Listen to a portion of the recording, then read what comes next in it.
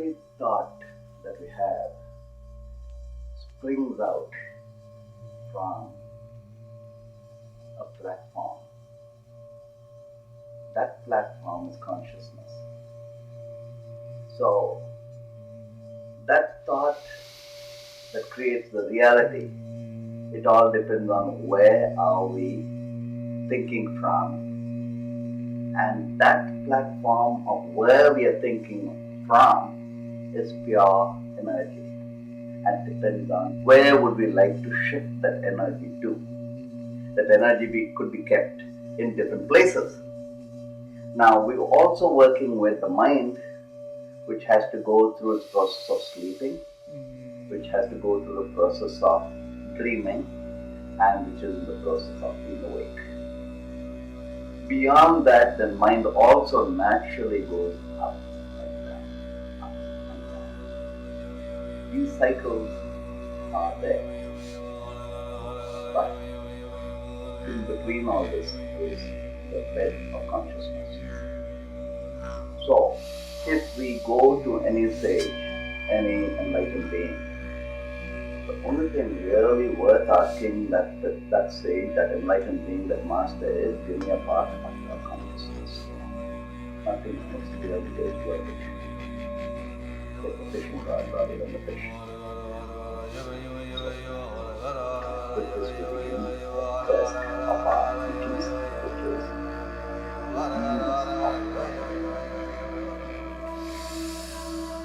so it goes back to many, many years ago when I had just prior to my wake-up experience. Prior to my wake-up experience, there was a part in me which was so unconscious. But there was a part in me which had its innocence ready to be woken up. The innocence was basically calling me and asking me to, there was a huge big void inside me, and I knew that void was there for a reason, and that void needed to be filled up. I was looking for a master. I was searching for a master. I felt so lonely. When I was a child, I couldn't believe why I felt so lonely. There was no reason to feel lonely. I thought maybe to shake that loneliness off, maybe I could run to the forest and be by myself and shake it off. So I'd go to the forest, create a fire, and sit around and thinking that could shake off that loneliness. And I began to feel good, yes. But I did not know how to communicate to that fire. I could not know what it was that was inside the fire that I was seeking. I could still remember, going out in nature and saying, like, God, take me, and then I didn't feel taken. And I could feel the wind, I could feel the sun. But I did not know at that time that all this was yogic dimensions through which I was searching. I needed a master. And that first master came in the form of an Englishman who was 60 years old, and we met on the streets. And our common ground was philosophy. And we would write to each other. I was 14 when our relationship started there. He went back and he write in his philosophy, and I write back. And we went on and on and on. Until he said, why did you come down to me and start studying? Now, in childhood, we go through a level of unconsciousness. And that unconsciousness also knocks, constantly knocks, and asks you, is this really, really, really, really you? But finally, when I came to the place and point where I realized there's certain things that could happen to you, and one thing for certain is that could happen to you, my mind starts slipping further into asking the primal question, and that is, how lonely are you? How lonely am I? And then I came to know that my foster father, my first guru, committed suicide. So with this, I had comprehended the dimension of that. And then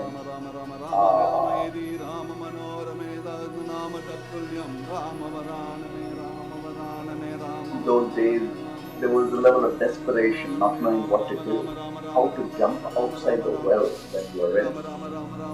And my neighbor had given me a small Shiva lingam, and I held on to that like a drowning man with hold straw. And I said, God, where are you? And that's when I heard the voice, I am coming to take you today.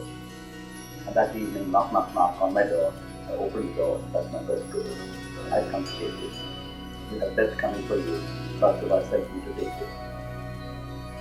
So he took me to Kalahasti spiritual center, and through the night he was doing the puja. He was taking me through a journey, and I could go through many layers of my own death, of not just this one lifetime, but many lifetimes. This is what you can remember, the death of many lifetimes, but not what happened in between the living part. You could only remember the dying process and the birthing process and nothing in between. Now I realized that by itself was like a journey through different layers of consciousness that existed in me that we call karma. And then I could still remember a blue lamp, a blue light inside me slowly become bigger and bigger and bigger and bigger. And that had so much of peace, that had so much of bliss. And I realized that was really, really, really me. Nothing else really was me. And that started growing and growing and growing and growing until I could see the huge, big, blue, big being inside this puny little body. And this body, I said, this body is so small as compared to that huge, big being. But it's okay, it's shaped okay, it's good to be in this body. But alongside with that, at that point in time, I was given a Siddhar lingam. When you say Siddhar lingam, what you're talking about is the representation of the infinite in a finite form. That's what a lingam is. So I was given that, and I was also taught how to basically celebrate that, which we call as puja, celebrate that. And it's like you put your mind is aware, and you're bringing that mind into one focus, and you're celebrating form as the infinite. And that was the beginning of my journey through consciousness. Many, many years went past. Slowly I began to see a dance inside the stillness that allowed me to sit and meditate for hours and hours and hours. Slowly it began to reveal to me, within the dance there is stillness, and within that stillness there is a dance. Many, many layers, but then you realize consciousness never stops, it's constantly happening. Then you relate that to the mind that you have, understanding where is your mind when you are meditating. Now you realize your mind has dissolved, and the fact that it dissolves you is the state of joy. In other words, everything bottom down to comes down to the state of joy that you are with. So the first state of joy that you understand is the state of bliss, the state of cosmic union, the joy within the cosmic union, the infinite, merging with the infinite, making love with the infinite. That is Tantra. That is decoded as Tantiram, the roots of wisdom, the roots of the human knowing of the cosmic awesomeness. That is Tantra. So now my journey took different turns, and as it took different turns, there were many different dimensions that I could not even comprehend, but there it was before me. For instance, there was Guru Ayya, who was up in the mountains. One glass of milk a day was what he would drink. And every day, 50, 60, 70 would climb up, and he would go all the way up the mountain. Everyone would climb up the mountain, and he would not even come out. He wouldn't even talk to anyone. You just had to go around him, take his energy, take his mantra, and go. But you knew he was with you when you were saying the mantra and going around, and when you went back home, he was with you inside you. That is consciousness. The other layers of consciousness. But what makes you want more of it, that you want to come back again? What makes you want Him forever, every moment? That is the state of joy inside that has been lit inside you. And so when you climbed up the mountain, you were searching for something, and how you found that is a light inside yourself with that mantra that you are with Him at all times, going down and within yourself. And that is consciousness expanding. So what is spectacular about Ayya was that for 18 years he was up the mountain drinking just a glass of milk a day without moving. Beyond that was a lot of miracles would take place so constantly, and yet there was no ego here, nothing. Many times I would stay up at night next to his cave, and at 2 o'clock, 3 o'clock, 4 o'clock, there he was singing. And that song, that which he was singing, was like the celestial song. Yes, pure energy, joy of the cosmic union. And you could feel that energy was so much, it's very much like the lightning that you see. Imagine that as in resonance, happening on and on and on and on. And then you realize, being your consciousness, you are that. Being your consciousness, that is what you are at all times, because consciousness flows. Consciousness always lights the other, so they can enhance consciousness too. And the most important realization of all was the state of joy that it gave you, that you wanted more of it. So we are all on the spiritual path for a good reason. The first and the good reason is bhakti, divine love. That's what takes us more, gives us more. You want more of it. Every day you want more of the divine love. Of course, this practice differs from certain practices where it says, go beyond into the infinite. But I would rather say, that comes with a level of maturity to understand that one single thought is equivalent to nothingness too. It's all the same way. Glass half full and glass half empty. But with bhakti you begin to realize that you're tapping into a primal reservoir of energy that has been stored before, and the energy that is stored inside you, and the energy that is already there comes to awakening inside you as your own state of consciousness. So, when we are so connected, which means bhakti, love of God, love Allah, love Jesus, it doesn't matter, love of God, call God source, call God infinite, but ultimately I would rather say call God consciousness.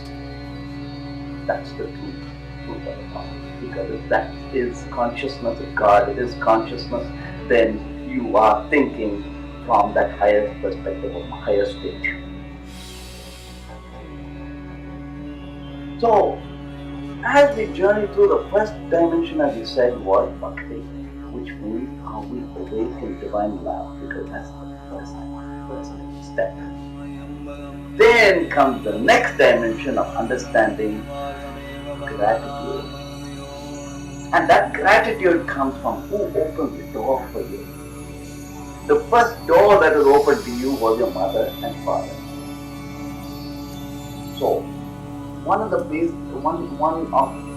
yogic tips we could give, you want to have a nice day, you've just woken up in the morning, woken up, you want a great day, you might have 100 problems, you might have 100 beautiful things happening around us, but what we really want to do is make sure that the day somehow is blessed. Rub your palms together slowly, thinking of your left hand as your mother and your right hand as your father, and feel grateful for being in the body. Feel grateful for every cell that is been given to us, and understand our mother and our father as a perfect guru. place it over your eyelids and listen to it.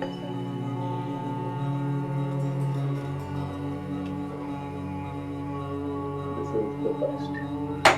Now, bring your awareness to your breath. The second guru in your life is your breath. When you come out of your mother's womb, it's the breath that basically wakes up your brain. Your brain was still working, but still it's the breath that is the guru. But in reality, breath is what basically manifests the right thought.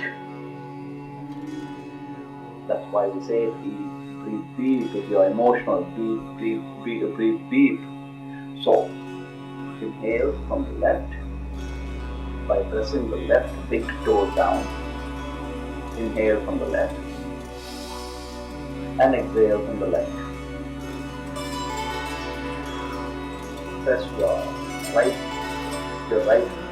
toe, big toe down and inhale from the right and exhale from the right. Your hands together to your heart. Feel your breath and say gratitude to your breath as the Guru itself.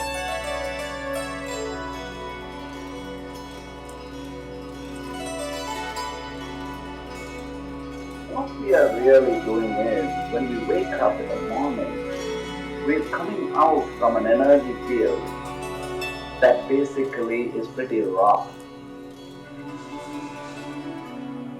Before you go to sleep, you can take an intent with you, so when you emerge, you're already emerging from a higher place. But that is not guaranteed, because through the sleep you are going to be processing various things that happen to you during the day, and various things over the many months and years. So when you wake up, you want to calibrate yourself back into the higher place. When you wake up, you say, hey, wait a minute, where do I really want to be? Shouldn't I build my mind as a bird's nest up above the highest tree? So that's the first process when you wake up. Where do you want your mind to be placed? Your mind is like a vegetable. You can grow it. Your garden, you are the garden. Depends on where do you want to grow your mind, how do you want to grow your mind, and what do you want of your mind to do for you. So the first step is taking the mind up over there. And understanding, if you want to take it up over there, understand yourself as energy. And understand that energy sets traction to energy. So the first energy is gratitude, father, mother, what's in the body. Second is the breath. Okay. Now the next thing, you want to think about the beings who have been a guru to you, because as the Bible tries to be a guru. Likewise, all the beings who read the book of the Yoganandas, they are gurus. They open the door. The ones who come physically manifested before you, they are your gurus. Anyone who's given you the mantras, and those mantras are embedded in you, they are your gurus. So, gratitude to all the gurus who have guided you. By acknowledging the gurus and by connecting to the gurus, our own mind begins to take that higher vibration and begin to understand that higher vibration is the conscious space that we are in. Then comes understanding all of reality itself as a guru. When you say all of reality itself as a guru, everything is energy. Once you realize God, you see God in everything. But then that everything is going to be guiding you, because that's God, then that itself is going to be a guru. Now you take your life circumstances, no matter what it is, you take your life circumstances as a why. What calamity is happening, you can still see the divinity within.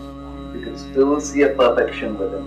But within that perfection, now, you are like the eye within the hurricane, the eye within the cyclone, even at the time of calamity. That innermost circle, the innermost core of you is in harmony, that is able to now gently but surely twist and turn your reality into the state of harmony, no matter what. Sometimes, or most times, we are given problems in life so that we seek. And when we seek and when we find that calm within, if not today, if not tomorrow, will surely but certainly gently turn reality into the states of harmony that we need to be. And then we thank the problem for having given us that infinite knowing. That infinite knowing again is consciousness. So, the first step really in the whole journey is that light inside yourself that gave you that joy and the knowing. So Adi Sankaracharya, you could say, was like the father of modern day Hinduism. Yet two very interesting dimensions to say, and one of it which is very profound and beautiful is that bhakti, divine love, is absolutely equal to jnana, wisdom. In other words, the more of divine love you have, the more of wisdom there is going to be. Now, if you have that divine love, we don't need anything else. That's how strong bhakti is. Because you have the wisdom, and when you have more wisdom, you know that the source of that wisdom is your divine love. This is one dimension. Okay.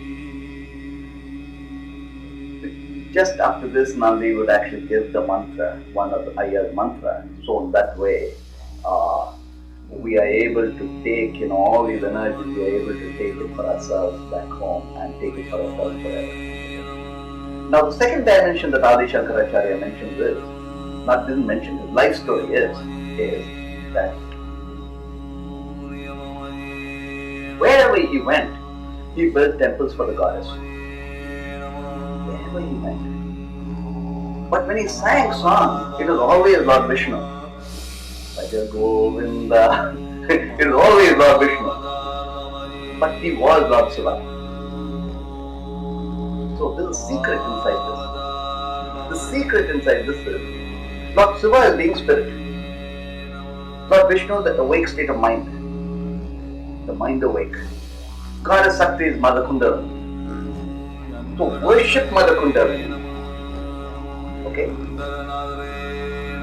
Adorn the awake mind, but be the Holy Spirit. That is the secret of consciousness. So when we say, how do we handle the day? Understand these three concepts. The first concept, feel the goddess energy, feel the divine goddess.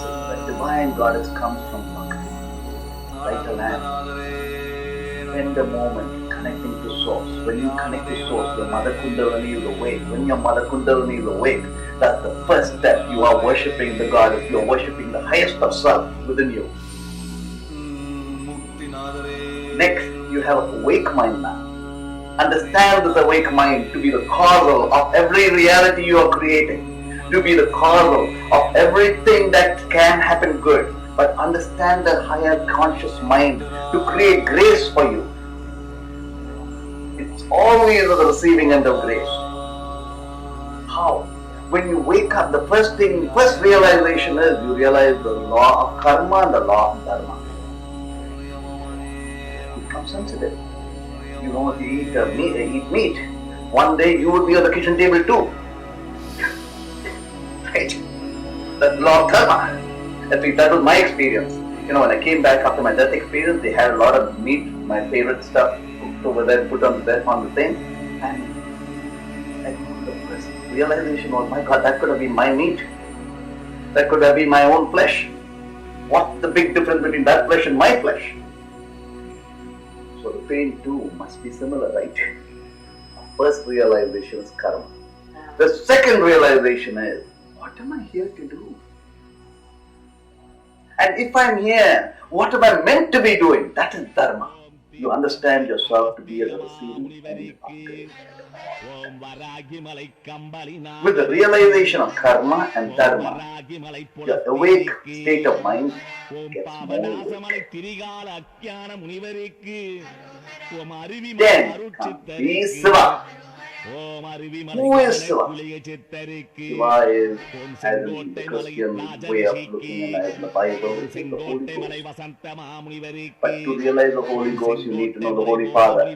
To know the Holy Father, you need the Holy Son. The Holy Son is consciousness, the Guru. So if you know the Holy Ghost as consciousness, or if you know the Holy Ghost as who you really are, you vast infinite being, now you know the sacred trinity inside you. You all religions have a particular essence which is one. And that essence is the highest of the wisdom condensed in formative stories. All religions point us to attainment of consciousness.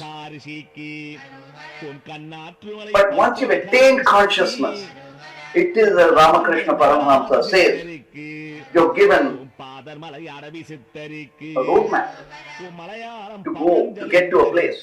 That's religion. But once you've got to the place, now what? Now what? What are you going to do with the roadmap? Good. Others can follow that. But for yourself, what are you going to do? You want to expand on the state of consciousness that you are. And understand that ultimately there is a stillness inside the dance, and the dance inside the stillness, and it all begins from the I am and stillness that is. So when we meditate, we are tapping into the same wisdom that every master of the past tapped into. The only difference is that when you use a mantra along with a meditation, see, when you chant a mantra, we would say chanting a mantra is the mother of meditation. In other words, in the morning you chant the mantra, the whole day you're in a meditative state, there's no effort, your mind is already there. But when you chant the mantra, like for instance some of the mantras, the Siddhar Masters have the Guru in it, because the Gurus have been chanting it. They're conscious masters giving you a piece of consciousness. So when you chant the Siddhar mantra, now what's happening is your whole reality is transforming, because you're tapping into that ancient vortex of light, tapas, inner fire, that has been awake for not just the past Guru, but the entire lineage energy is coming in. So along with that comes intent. What is that intent? For Christ or anyone, Buddha, anyone, every one of them had a unified intent. And what was that intent? That everyone be awake. There could not be any other intent. Any master had. Let everyone be awake. Because if you were awake, if you're conscious, now everyone's happy. The world is a better place. You could say South India is one of the oldest landmasks of peace in the world, because for over 3,000 to 4,000 years there was no major war, and even the war fought within between was very civilized. But what happens is, when so many years of peace happen, the land flourishes. That's the same with humans too. When we are at peace, we will flourish. Everything happens with peace. Everything happens with consciousness, the bedrock, which fosters peace, which fosters abundance, which fosters sharing, which fosters harmony, which fosters values. Everything relates itself to that bedrock. So, okay, now for this moment, I'd like to share with you Ayya's mantra. Just so that before I give the mantra to you, just so that you understand what you are receiving, let Nandhi tell you a little story about Ayya. Ayya means father. And really, father means father energies. Father energies are not like mother energy. Mother energy, you cry, she'll come and give you some milk. She'll give you what you want. That's mother. Mother, that's the mother energy. But the father energy is sometimes you you get the stick. So in those days, after seeing after the wake up experience, everything came crumbling on me. And when everything crumbled on me, my only refuge was my gurus and all the divinities, and going deeper within and saying, wow, thank you for this particular space, but please help me outside in my reality. But your reality is whacking you so hard, you've got no other place to go but here. And at this particular place, at this particular moment, I would go up to see Ayya, and I bought a lot of camphor, bought a lot of fruits for him to share with everyone. And when I took it all the way up, he said, I don't want it. Whoever brought it, tell him to take it back.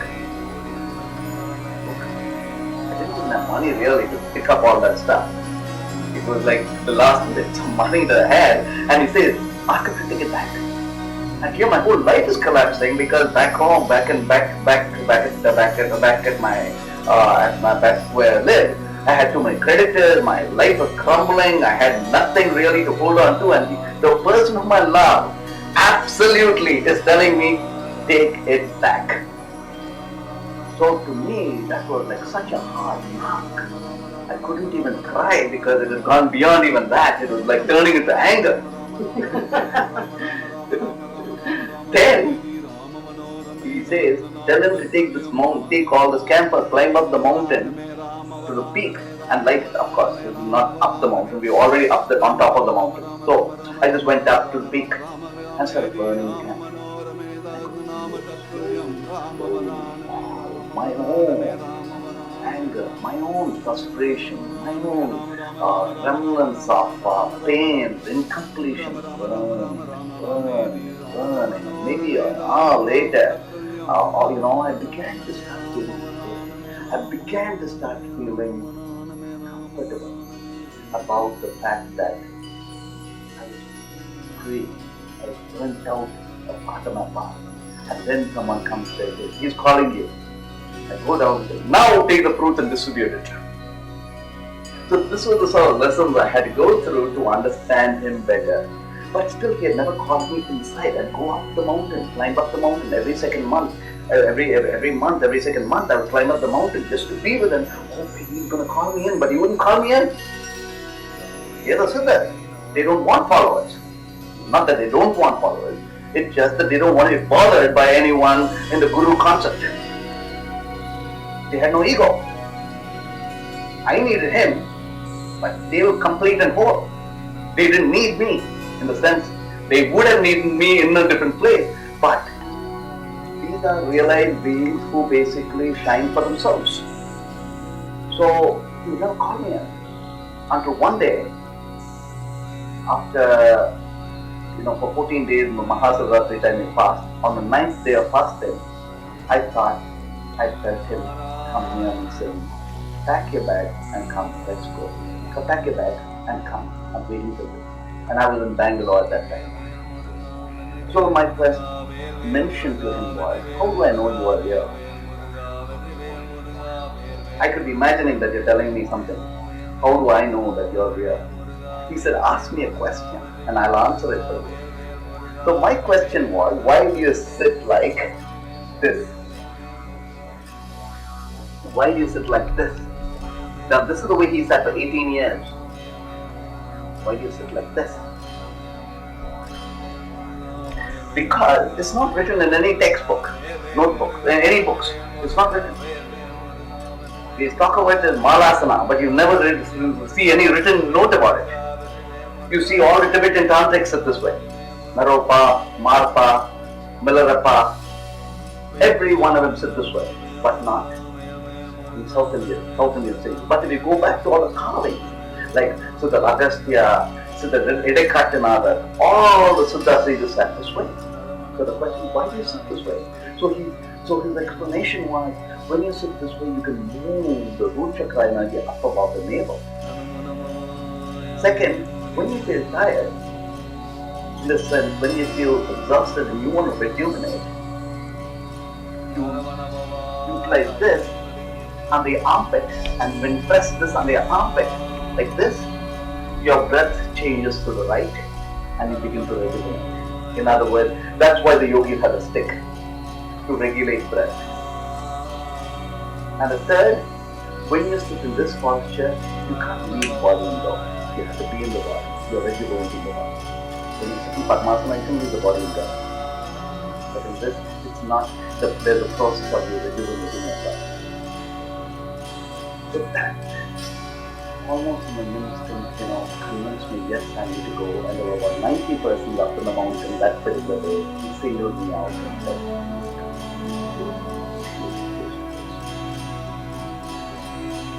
so when he gave that to me, the first thing I felt when I was going back home was, I felt he was inside me. And that mantra, energy, felt our journey to consciousness begins with alighting the light inside ourselves. Begins with alighting the lamp to understand the state of joy. Begins with alighting the lamp to understand that state of joy and wisdom are one and the same. And we begin to also see the bigger picture from the third eye. When we step into the third eye, we are like an eagle gliding. We can see the big picture. Whatever the life story, whatever the reality story, we are able to see the story beyond story, and then decide and bring focus to what we really want in our life, what we want to make happen here.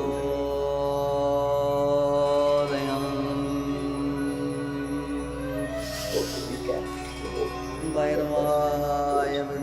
waking up to understand that we are waking up to understand that we can take our mind, our state of consciousness to the highest possible place. Next, take a journey inward to understand ourselves as gratitude, mother, father, guru. And so all of reality, the whole day becomes a guru.